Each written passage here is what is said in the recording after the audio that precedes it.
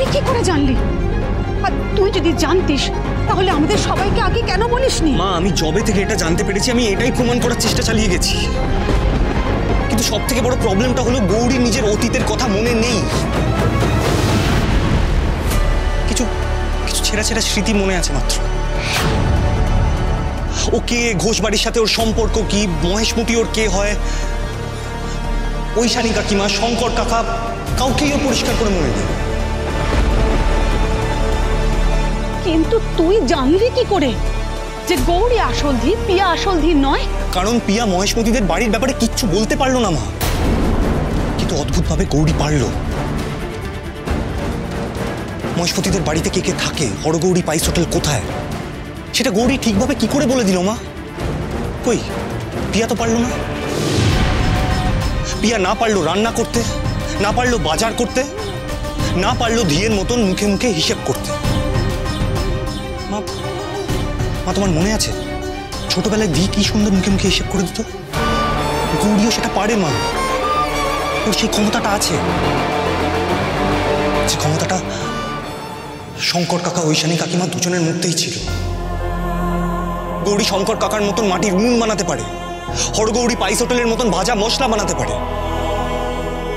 গৌরী রান্নাকে ঠাম্মি পর্যন্ত বলতে বাধ্য হয়েছে যে তাতে হরগৌরী পাইস হোটেলের স্বাদ আছে।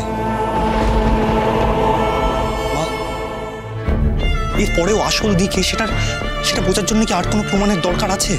আমি শুধু ওয়েট করছিলাম যাতে গৌরীর নিজের অতীতের কথাটা মনে পড়েছে, তাই জন্যই এই রান্নার পরীক্ষার আয়োজনটা আমি করেছি। কিন্তু তাতে যা প্রমাণ পাওয়া সেটা শুধু আমি না, বাড়ির সবাই পেয়েছে। আমার মন বলছে মা, পিয়া গৌরীকে সরানোর চেষ্টা করছে। ও ভালো মেয়ে নয়। রুদ্র, অথি হোক বা গৌরী হোক, ও যেই হোক না কেন, সবার আগে ও আমার ছেলের বউ, এ রায় চৌধুরী বাড়ির বউ। আমার গৌরীকে, আমার ছেলের বউকে আমার চাই, এটা তোকে আমি বলে রাখলাম। গৌরীকে হারিয়ে যেতে দিস না রুদ্র।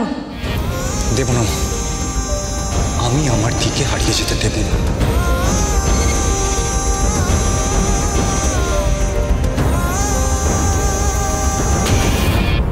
তুই ভাবলি কি করে তুই এতদিন পরে ফিরে এসে আমাকে যা বলবি সেই কথাই আমাকে মেনে নিতে হবে?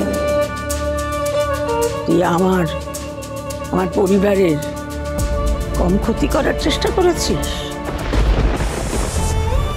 এখন তুই বলছিস যে গৌরী আমার দি না, পিয়া ওই আমার দিদিভাই। আমার দিদিভাইকে চিনতে আমার কোনো ভুল হয়নি। হরগৌরী পাইস হোটেল সোম থেকে রবি প্রতিদিন রাত 10টায় স্টার জলসায় ও ডিজনি প্লাস হটস্টারে।